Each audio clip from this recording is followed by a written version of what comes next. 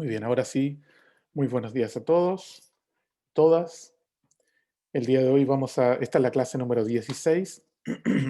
Tenemos un pequeñito retraso porque el día del certamen solamente contesté dudas. De hecho, eh, ese día contestamos buenas dudas, pero tuve visitas de otros paralelos y no de este, así que espero que no haya que arrepentirse.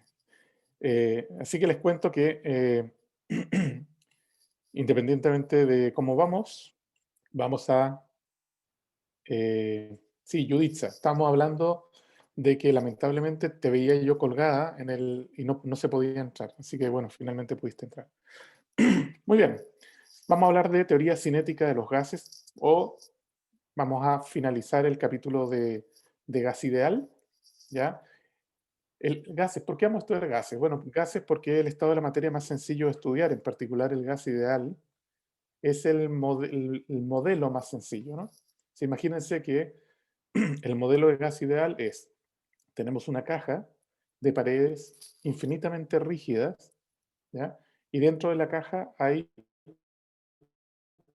partículas que no interactúan entre ellas porque están tan alejados, el gas tiene una densidad baja. Hay muy pocos moléculas de este gas por centímetro cúbico y eso hace de que sea el equivalente a que nosotros vivamos a varios kilómetros de cada uno y no tenemos interacción, puede que ni nos conozcamos. Así que, por otro lado, tenemos paredes infinitamente rígidas, de tal manera que estas partículas de gas o moléculas de gas que están adentro, lo único que hacen es que cuando llegan a una pared chocan, y chocan de manera elástica. Si chocan frontalmente, rebotan, si chocan lateralmente, rebotan también, eh, manteniendo una de sus componentes intacta y la otra cambiando de signo. Así que el modelo que estamos usando para construir o explicar lo que es un gas ideal, en un segundo,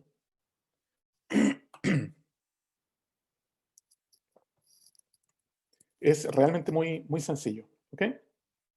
Entonces,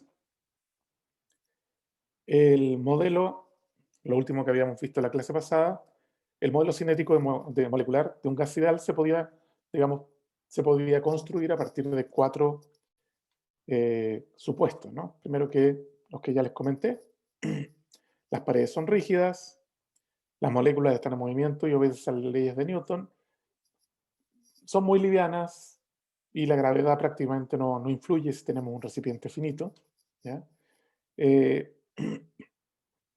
se comportan, digamos, en términos de las leyes de Newton cuando chocan las paredes, ¿no? Hay un intercambio de momentum ahí. Eh, y bueno, están en un volumen B y hay un número muy grande de partículas idénticas. Para este caso, este modelo, las moléculas de gas son idénticas, son puntuales y tienen masa E. Basado en eso, entonces, teníamos las ecuaciones de estado, que eran ecuaciones que definían de una manera única ese conjunto de variables de estado, que eran variables macroscópicas medibles, como la presión, el volumen, el número de moles, la temperatura, conectados a través de la constante de gas ideal en términos de sus unidades del sistema internacional. Pero nosotros veíamos que esa constante de gas ideal no es más que la constante de Boltzmann, ¿ya? Solamente que hay una visión, aquí aparece una división en términos del número de Avogadro, y el n ahora corresponde al número total de partículas dentro del volumen, que está aquí, y no el número de moles que hay. Acuérdense que son paquetes de 6,6 por 10 a la 20 y algo, 22, 3, 22 partículas, 23. Pero el n es el número, si las pudiésemos contar, es el número de partículas que hay dentro del recipiente. Ahora, en el primer video que les dejé, hacíamos la demostración de que con todas estas consideraciones, considerando choques elásticos con la pared, considerando un argumento así extraño, pero es sencillo, de considerar un pequeño volumen, que es un cilindrito, cercano a la pared, y tratar de contabilizar, dependiendo de la velocidad que traen, contabilizar el número de partículas que choca con la pared para poder a través de ese número obtener el cambio total de momento, ¿ya? Que se produce en ese choque, y ese momentum dividido por delta t, en un delta t fijo, nos da la fuerza, y esa fuerza dividida por el área transversal nos da una buena expresión para la presión del gas, ¿no? Acuérdense que la presión es la fuerza dividida por el área, ¿no? Entonces, a partir de ese procedimiento que está realizado, descrito, espero que sea claro, en el video que dejé, en un video que dejé ayer, les recomiendo que lo miren o sigan el cálculo que viene en el libro, y si no lo entiende, váyanse al video, a ver si queda un poquito más claro. Tenemos una relación entre esto significa promedio, este corchete, este bracket, ¿no? Significa promedio, y esto que está dentro es la energía cinética de una partícula dentro de un gas ideal. Entonces, el promedio de la energía cinética de las partículas en gas ideal es 3 medios kT. ¿Ya? K es un número, como ven, súper chiquitito, así que si tenemos, por ejemplo, temperatura ambiente, que corresponde a unos 300 Kelvin, la energía cinética es muy chica, y de ahí uno podría sacar cuál es la velocidad al cuadrado o la velocidad media, ¿no? Promedio de las partículas que están dentro del gas, ¿ya? Ahí se van a dar cuenta que partículas más chicas, de menor masa, van a tener más altas rapideces, velocidades, y bueno, eso va a poder explicar un montón de cosas. Ahora, si consideramos que este es el promedio de la energía cinética de una partícula dentro del gas, entonces podríamos encontrar la energía interna del gas a partir de multiplicar n por esta expresión. ¿Ya? O sea, si tienen ustedes un recipiente con gas, el gas adentro tiene una energía propia debido al movimiento, que es la energía cinética de la suma de energía cinética de todas las partículas.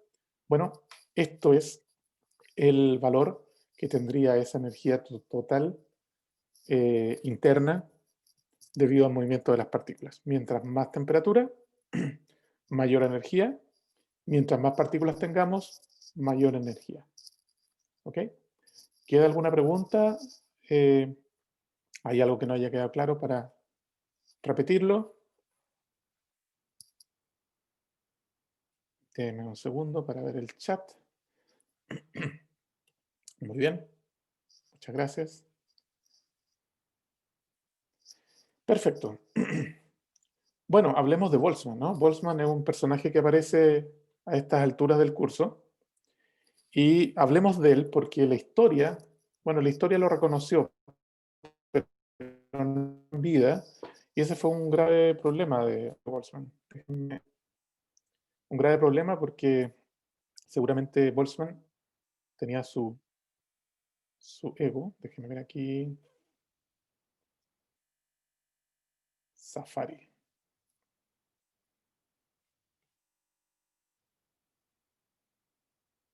Aquí está.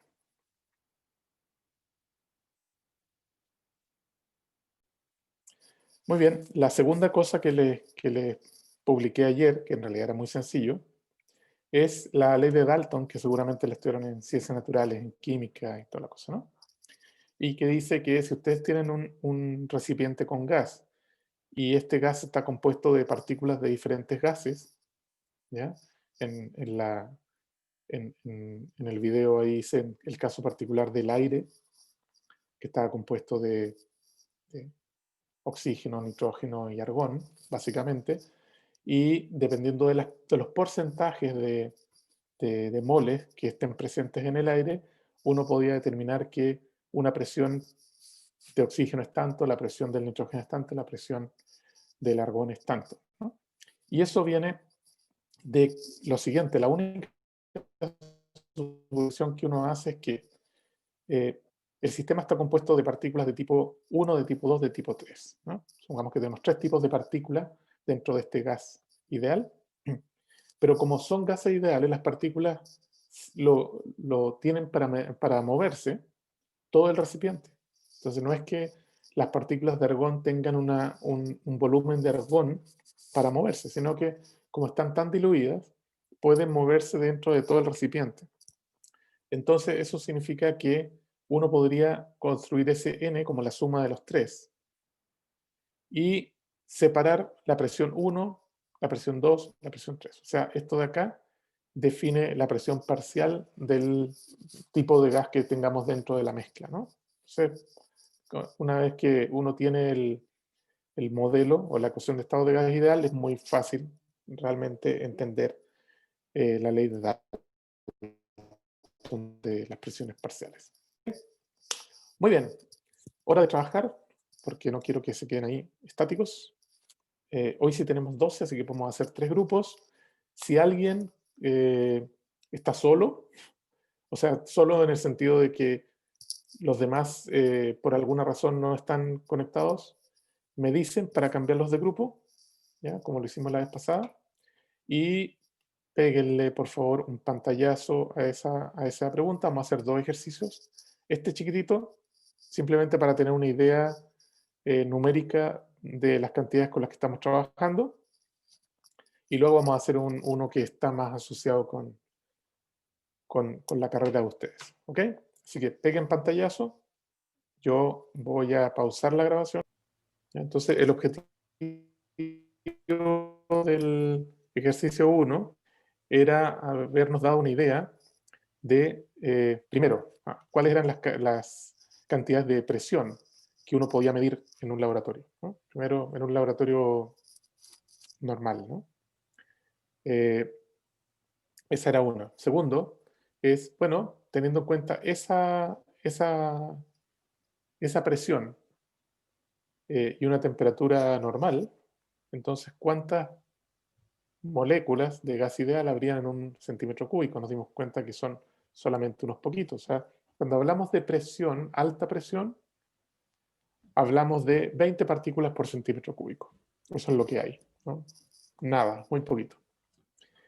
En el caso de una nebulosa, ¿ya? Que algo que nosotros no podemos ver, tenemos que construir un modelo a partir de lo que observamos. Y lo que observamos es algo que, de acuerdo a la radiación, nosotros sabemos que tiene del orden de 7500 Kelvin.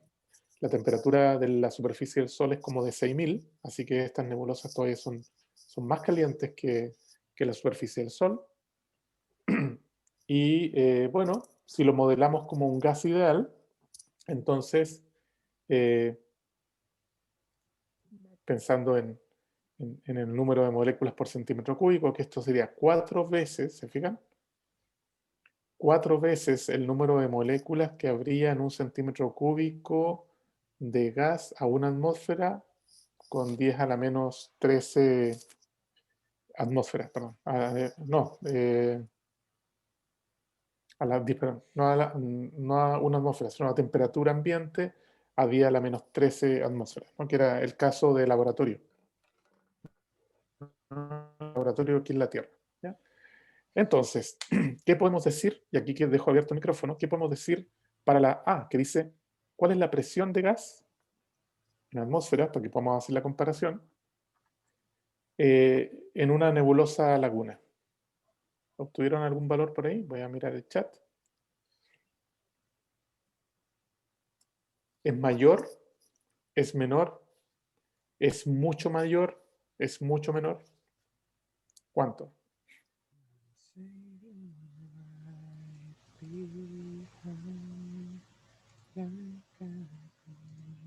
Ok, es mucho menor, ¿verdad? Ahí me dieron, Tamara y Joaquín pusieron los valores. Deja ver si yo lo hice aquí. 8 por 10 a la menos 17, 18.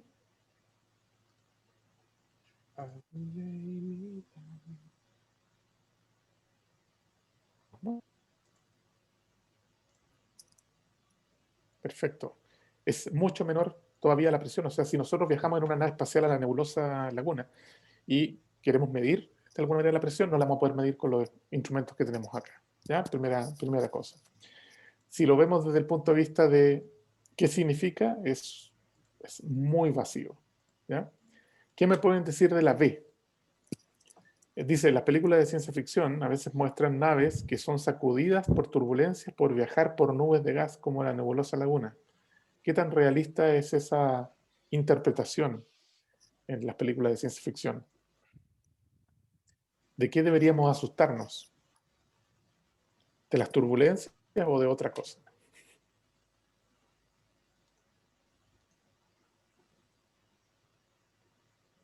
Ah, piensa que cuando vas en un avión y atraviesas las nubes son con densidades mayores, ¿no? que el de un gas así diluido, y empiezas a sentir fricción, de alguna manera, del aparato del avión con las nubes, con estas masas de gas concentradas que están ahí. ¿Ya? Así que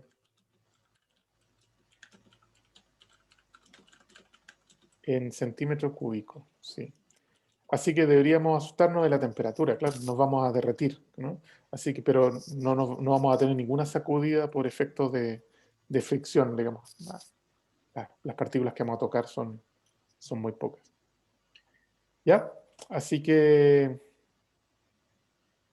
las partículas aumentan mucho su velocidad, correcto.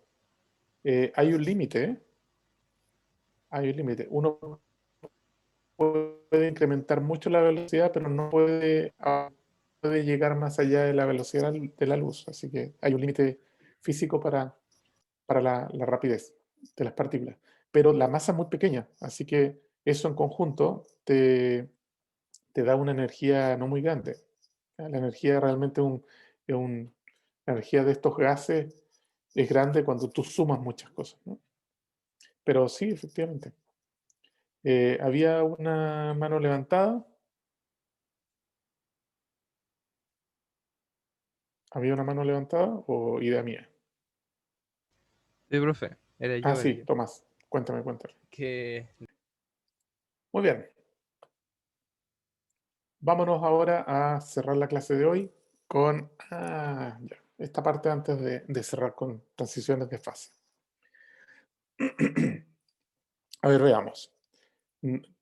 No sé si pudieron ver el cálculo donde se demuestra la relación que hay entre energía cinética y temperatura. Pero hay un factor que afortunadamente ahí no es necesario calcular, que es el que llamamos densidad de partículas, es decir, cómo se distribuyen. ¿Ya? Imagínense que tenemos eh, no sé, 10 partículas y hay una que está a 0 metros por segundo, hay dos que están a 1 metro por segundo, hay tres que están a 5 metros por segundo y una que está a 7 metros por segundo. Entonces, ese gráfico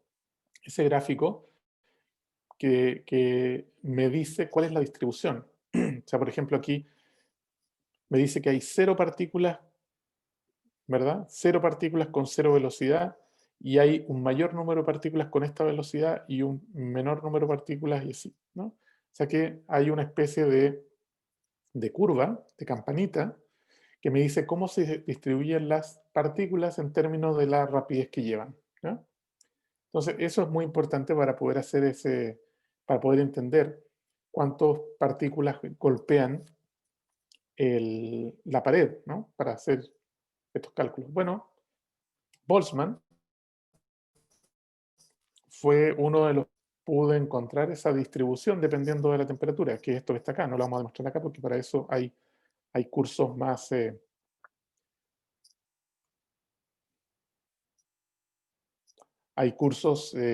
más adelante para esto, ¿no? Pero aquí pueden ver que dependiendo de la temperatura que ustedes pongan acá, de este parámetro, entonces esto que está aquí es el producto de una gaussiana por un b cuadrado, o sea, un x cuadrado e a la menos x cuadrado, y eso me da una curva como esta. ¿Qué pasa si la temperatura es muy alta? Si la temperatura es muy alta, entonces esta campana se va haciendo más plana y eso quiere decir que todas las partículas tienen más o menos, o sea, perdón, que todas las velocidades son igualmente contrapesadas, digamos, ¿no? Que hay igual número de partículas en cada rapidez posible. Esto es porque se aplana totalmente, ¿no? Pero aquí tenemos que, depende de la temperatura finita que pongamos, vamos a tener diferentes distribuciones de velocidad, ¿ya? Así que esto es para que lo tengan presente. No todas las partículas tienen la misma rapidez, ¿ya? No todas tienen la misma rapidez, sino que hay un ordenamiento estadístico o probabilístico, ¿no? De esto. O sea, hay partículas muy lentas a partículas muy rápidas, que son poquitas, y la mayoría van a estar en este máximo. O sea, este máximo que está aquí significa máxima probabilidad de encontrar partículas con esa rapidez, ¿ya? Sí, esto se llama la distribución de Maxwell y Boltzmann, y vamos a ver más adelante que para partículas en el nivel cuántico, o sea, partículas idénticas, como los fermiones, los bosones, ¿no? Los electrones, etc., vamos a encontrar que las distribuciones son pocas. Uno dice, bueno, pero ¿para qué quiero estudiar un gas de fermiones? ¿Alguien sabe lo que son los fermiones? Los electrones, las partículas que tienen spin 1 medio, ¿no? Los electrones son fermiones. Y si uno hace esta misma analogía con gases de fermiones, encuentra que hay otro tipo de distribución y por lo tanto otra física, se comportan de otra manera. ¿Alguien ha escuchado hablar alguna vez de gases de fermiones? Esto sí no es a nivel, a nivel astronómico, digamos, ¿no? A nivel muy terrestre. ¿Alguien ha escuchado hablar? Imagínense un recipiente donde los electrones puedan medirse, puedan moverse libremente, de forma que se comporten como un gas. ¿En qué recipiente los electrones podrían moverse libremente? Ya, esos recipientes, porque cuando uno llega y dice, ah, mi recipiente es un vaso, ¿verdad? Aquí, un vaso, está invisible, adentro tengo agua y gas. Bueno, imagínense un metal. Un metal es un recipiente donde los electrones de conducción, se mueven libremente con características de gas, ¿ya? Y eso produce la conducción, ¿ya? Así que la termodinámica también sirve a esos niveles, ¿no? También se pueden estudiar los electrones que se comporten como si fueran un gas, pero claro, con otra distribución, ¿ya? Eh, eh, en el vacío no funcionaría, sí, pero lo que necesito para poder mover electrones en el vacío es que tengo que poner diferencias de potencial eléctrico, o sea, tengo que poner dos bornes de la batería para que los electrones sientan esa fuerza y se puedan mover, si no, no se van a mover, ¿ya? Eh, pero en un gas, perdón, dentro de un metal, esos electrones de conducción se mueven igual como las partículas de gas ideal que chocan con las paredes. Es similar. Así que aquí les quería presentar la distribución de Maxwell y Boltzmann y vamos a hablar de fases de la materia para terminar esta sección y ya comenzar con la primera ley de la termodinámica el martes. Entonces, decíamos ahí que para construir el modelo gas ideal hemos olvidado una de las cosas más importantes, que son la estructura interna de las moléculas del gas. Las moléculas del gas hacen que esa interacción son los responsables de construir los sólidos y líquidos. Por ahora hemos usado un modelo demasiado sencillo, si bien nos sirve para conocer y para representar, para modelar muchos fenómenos naturales, nos impide eh, hablar de sólidos y líquidos, ¿no? Así que vamos a analizar estos diagramas de temperatura. Temperatura va a estar en el horizontal y la presión en el vertical. Estos diagramas son los que se llaman diagramas de fase. Y aquí tenemos el caso del agua. ¿Ya? El caso del agua. Muy bien. Veamos acá. Esto está en atmósferas y esto está en temperaturas Celsius para que podamos imaginarnos más fácilmente. Aquí tenemos una atmósfera, ¿ya?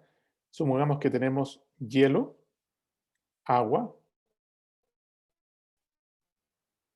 vapor, ¿ya? Y tenemos una atmósfera.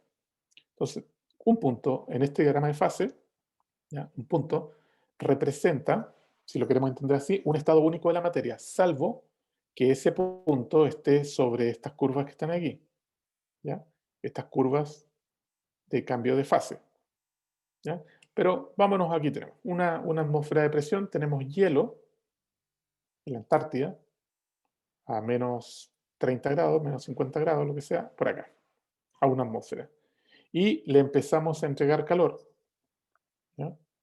Entonces, esta empieza a incrementar, incrementar, sigue siendo hielo, y por acá, cuando llegamos a los 0 grados, ese hielo se empieza a transformar en agua. Cuando se transforma en agua, eso ya lo vimos en calorimetría, esa agua empieza a incrementar la temperatura,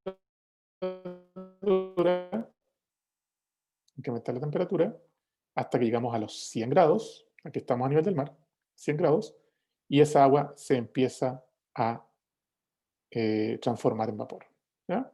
Entonces, una línea de este tipo nos permite ver el comportamiento de un material a presión constante. ¿Ok? Muy bien. ¿Qué es lo que pasa si nos vamos de paseo, ¿ya? A una montaña y queremos hacer un rico arrocito, ¿no? Bien complicado. En vez de llevar unas latas, queremos hacer un arroz. Tenemos menos de una atmósfera, ¿verdad? Entonces, bueno, se calentó el agua y aquí llegamos y el agua empieza a hervir. Pero adivinen, hierve a menos de 100 grados. ¿Cuál es la técnica para que se cueza el arroz? Porque si está a menos de 100 grados, a lo mejor no nos va a quedar duro. ¿Alguien sabe la técnica?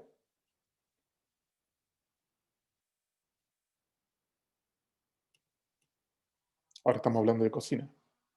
¿Cuál es la técnica para que cuando estemos a una presión menor a la atmosférica, el arroz se pueda cocer? No sé cocinar. Bueno, va a tener que aprender porque en algún momento te va a tener que venir al paraíso. y, y comprar delivery sale demasiado caro. Eh,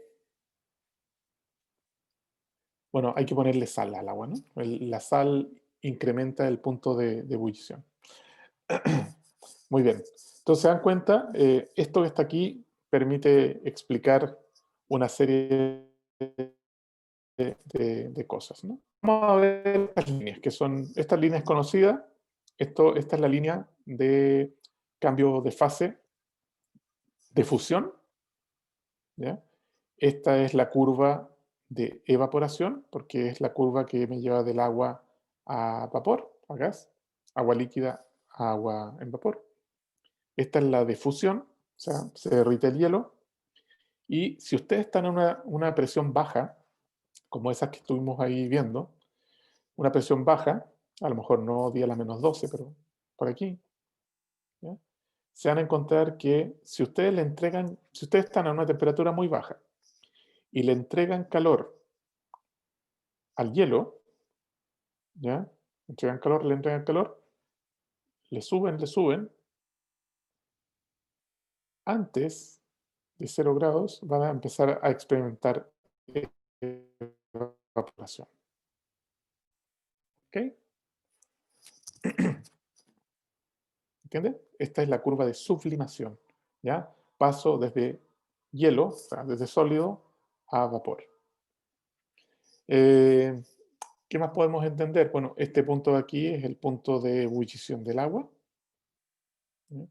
Este es el punto triple. ¿Ah? El punto triple significa que hay un punto a 0,06 atmósferas, a 0,01 grados Celsius, donde el hielo, el vapor de agua y el agua coexisten. ¿Ya? Todavía nos falta, vamos más adelante. Ya, lo siento mucho, Joaquín, que no sepas cocinar, pero algunos de los demás supongo que vieron a la abuelita con una olla de este tipo. Entonces, ¿por qué en una olla express o olla a presión se cocinan los porotos en menos tiempo?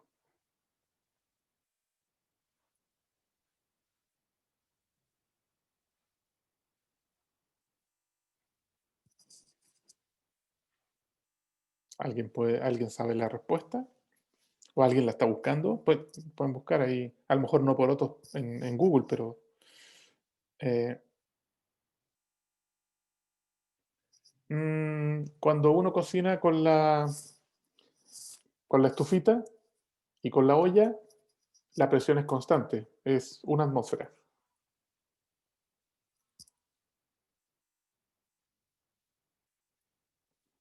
Ya el agua no se evapora, tengo un hervidor de agua al lado y le voy poniendo a medida que se va evaporando. Así que, ¿por qué así la olla express cocina más rápido los porotos? Hay mayor presión y uno cocina con presión o con temperatura. Ah, ya, aquí está la respuesta. Pablo dice, hay mayor presión, se alcanza mayor temperatura. ¿Será verdad? En una olla de este tipo se pueden alcanzar parece que, déjenme, para no sentirme mal, me sentí como Alexis. Aquí está, ahí está, sorry. En una olla de este tipo se pueden alcanzar los 120 grados. No es mucho más. ¿Ya? Si quieren, vamos para atrás. Entonces, ¿qué significa? Que en una olla a presión, aquí tenemos una atmósfera. Incrementamos la presión, estamos acá, ¿ya? Para ser exagerado. Nos vamos por esta línea. Bueno, estamos aquí, tenemos agua hirviendo y el agua hierve a una temperatura mayor que 100 grados. ¿Ok? Esa es la principal razón. Digamos, las ollas a presión incrementan la presión dentro porque hay partículas de vapor que están golpeando y esa presión hace de que lleguemos a una temperatura más alta para la ebullición y así cocinamos un poquito más rápido. ¿Tomás? Sí, profe. Quería contar que me dio curiosidad que ahí en la esquina superior derecha dice líquido supercrítico, o sea, fluido supercrítico.